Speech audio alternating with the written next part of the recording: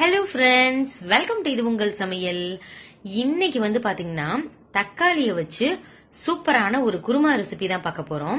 காய்கறி எதுவுமே இல்லாம ரொம்ப ஈஸியா, தக்காளியுடைய விலை ரொம்பவுமே கம்மியா இருக்கு. இந்த மாதிரி நேரத்துல இட்லி, தோசை, சப்பாத்தி, பூரின்னு எல்லாத்துக்கூடயுமே தொட்டு சாப்பிடலாம். உப்புமாக்கு கூட நல்லா இருக்கும். அந்த மாதிரி ஒரு சூப்பரான ரெசிபி தான் பார்க்க போறோம். சரி வாங்க, அப்படி என்ன குருமா இது அப்படின்னு சொல்லிட்டு வீடியோக்குள்ள போயிட்டு சட்டுன்னு பாத்திரலாம். ஃபர்ஸ்ட் ஒரு கடாய் எடுத்துக்கங்க. எடுத்துட்டு இது பாத்தீங்கன்னா ஒரு 4 பேர் சாப்பிடுற அளவு இருக்குங்க.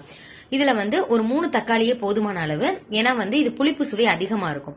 இது வந்து நாட்டு தக்காளின்னு சொல்லுவோம் இல்லையா, அது. சப்போஸ் நீங்க வந்து பெங்களூர் தக்காளி நல்லா நீள நீளமா இருக்கும் அந்த மாதிரி இருந்துச்சு அப்படின்னா ஒரு 5 தக்காளி வரைக்கும் கூட நீங்க எடுத்துக்கலாம்.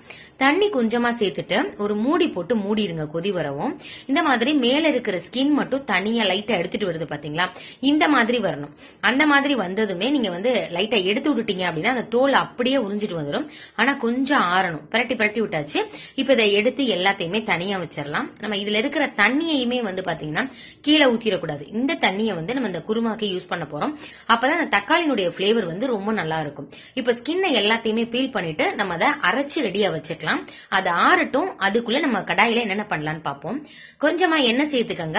அதுல கடுகு, சோம்பு இதை மட்டும் சேர்த்துக்கலாம். பிளேவருக்காக தான் சேர்த்திருக்கிறோம்.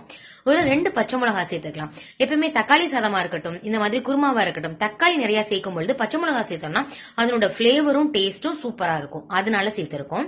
அதுக்கப்புறம் பெரிய வெங்காயம் சேர்த்துக்கலாம். இந்த மாதிரி தக்காளி சம்பந்தமா சேர்க்கும் பொழுது சின்ன வெங்காயத்தை விட பெரிய வெங்காயம் சேர்த்தா ரொம்ப நல்லா இருக்கும். ஏன்னா தக்காளி புளிப்பு சுவை, பெரிய வெங்காயம் லைட்டா வந்து இனிப்பு சுவை மாதிரி இருக்கும். அதனால பெரிய வெங்காயம் சேர்த்துக்கோங்க. ஒரு பெரிய வெங்காயத்தை குட்டி குட்டியா சேர்த்து லைட்டா அதை வதக்கிட்டு அதுக்கப்புறம் இஞ்சி பூண்டு பேஸ்ட நல்லா பச்சை வாசனை போற அளவுக்கு நல்லா அதை வதக்கி விட்டுட்டே இருங்க.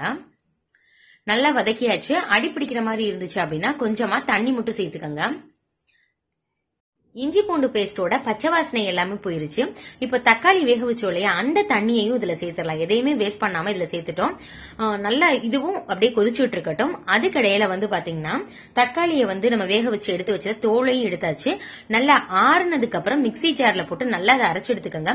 ஆறுறதுக்கு முன்னாடியே நீங்க சூடா இருக்கும் பொழுதே அரைச்சீங்கன்னா அது மேல எல்லாம் தெரிச்சிரும். அதனால ஆறுனதுக்கு அப்புறம் இந்த மாதிரி அரைச்சு எடுத்துட்டு இதோட சேர்த்துக்கலாம். இன்னும் கொஞ்சம் தண்ணி, மிக்சி ஜாரை கழுவிட்டு இன்னும் கொஞ்சம் தண்ணியையும் இது கூட சேர்த்துக்கலாம். இப்போ காரத்துக்கு தகுந்தாப்புல இதுல மிளகாய் தூள் சேர்த்துக்கங்க. ஏற்கனவே 2 பச்சை மிளகாய் சேர்த்திருக்கிறோம். கொஞ்சமா 1 டீஸ்பூன் மட்டும் கரம் மசாலா சேர்த்துக்கலாம். மல்லித்தூள் 1 டீஸ்பூன் சேர்த்துக்கங்க. காரத்துக்கு பாத்தீங்கன்னா நான் வந்து 1 டீஸ்பூன் மட்டும் மிளகாய் தூள் சேர்த்திருக்கிறேன். இப்போ 1/4 டீஸ்பூன் மஞ்சள் தூளும் சேர்த்தாச்சுங்க. சேர்த்துட்டு நல்லா அதை மிக்ஸ் பண்ணி விட்டுக்கோங்க. உங்களுக்கு காரம் கம்மியா தேவைப்பட்டுச்சு அப்படின்னா நீங்க இன்னும் கொஞ்சம் கூட கம்மியாவே வந்து மிளகாய் தூள் சேர்த்துக்கலாம். சேர்த்துட்டு நல்லா மிக்ஸ் பண்ணி விடுங்க. இன்னும் கொஞ்சம் தண்ணி தேவைப்படும். தண்ணி மட்டும் கொஞ்சம் சேர்த்துக்கலாம். இன்னும் உப்பு எதுவுமே சேர்க்கலாம். இப்போ இது நல்லா கொதிக்கட்டும். பச்சை வாசனை எல்லாமே போகட்டும். அது வரைக்கும் கொஞ்சம் வெயிட் பண்ணலாம். கொஞ்சமா பெருங்காயத்தூள் மட்டும் சேர்த்திருக்கிறேன். இப்போ நல்லா கொதிச்சுட்டு இருக்கு. இப்ப இதுக்கு வந்து அரைச்சு ஊத்த போறோம். அரைச்சு ஊத்தினா இன்னும் குழம்பு வந்து ரொம்ப ரொம்ப திக்காவும் டேஸ்டாவும் கிடைக்கும். அதுக்காக தான் நீங்க இதோட சாப்பிட்டாலுமே ரொம்ப நல்லா இருக்கும். இப்போ தக்காளி அரைச்சோம் இல்லையா, அதே மிக்சி ஜார்ல 1 கைப்பிடி அளவு தேங்காய் எடுத்துக்கோங்க. பொட்டுக்கடலை கொஞ்சமா ஒரு 2 டேபிள் ஸ்பூன் அளவு எடுத்துக்கலாம். இது வந்து நல்லா டேஸ்டும் கொடுக்கும், அதே நேரத்துல நல்லா திக்னஸும் கொடுக்கும். கொஞ்சமா கல்பாசி சேர்த்திருக்கேன். இது வந்து பிளேவருக்காக தான். உங்கள்ட்ட இல்ல அப்படின்னா அதை விட்டுருங்க. நீங்க பொட்டுக்கடலைக்கு பதிலாக உங்கள்ட்ட வந்து நிலக்கடலை பருப்பு இருந்துச்சு அப்படின்னா அதை சேர்த்துக்கலாம். இல்ல வந்து முந்திரி பருப்பு இருந்துச்சு அப்படின்னா அதை கூட சேர்த்துக்கலாம். ஒவ்வொன்றுக்குமே டேஸ்ட் வந்து வித்தியாசப்படும். பொட்டுக்கடலையும் டேஸ்ட் வந்து ரொம்ப நல்லா தான் இருக்குங்க. தண்ணி சேர்த்து நல்லா அரைச்சாச்சு. இப்போ வந்து இது இதுல சேர்த்திடலாம். அரைச்ச விழுத இதுல சேர்த்திடலாம். நம்ம காரம் ஏற்கனவே நிறைய இருக்கிறதுனால இப்போ தேங்காய் விழுத சேர்த்த உடனே காரம் எல்லாம் வந்து கரெக்ட் ஆயிரும். சோ நீங்க பாத்துக்கோங்க. உங்களுக்கு தேவைப்பட்டா லாஸ்ட் கூட நீங்க சேர்த்துக்கலாம்.